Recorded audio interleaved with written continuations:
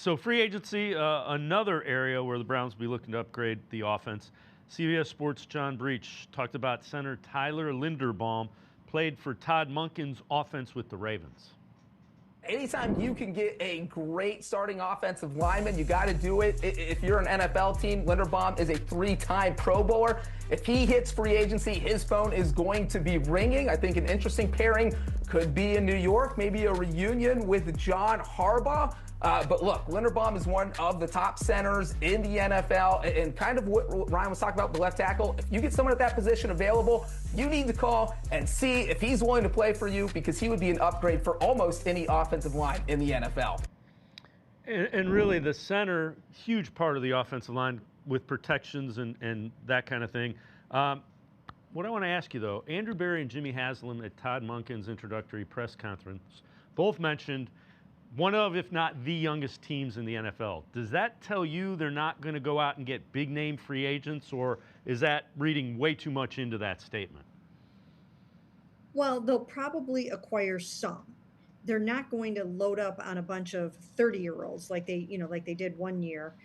They're not going to do that, because this team is being built for the future, and it's built for sustainable success. So they're not going to go out and sign a bunch of older guys in their 30s. But they will sign some, and there are places where you have to fill in with what you can find with your best options. And if that would happen to be center or anywhere else along the offensive line, you're going to have to be creative with how you rebuild that offensive line.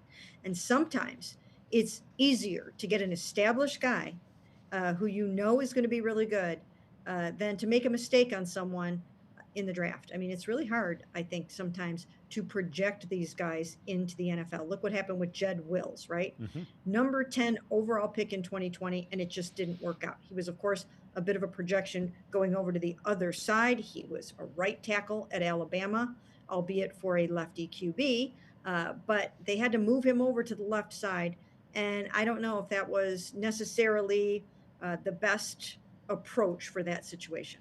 So in my mind, I would probably, in many cases, rather have a proven veteran or somebody that's, just even in their second or third year that has shown some good things, than to make an enormous mistake with like the number 6 pick or something like that. The other thing is Todd Monken's going to know a lot about Tyler Linderbaum and guys that played for the Ravens just because he's coached them. He has them. He knows how they tick. Will they work with this? Will they be good with younger guys? Those are kind of things are important. How they fit into the scheme of what he wants to do.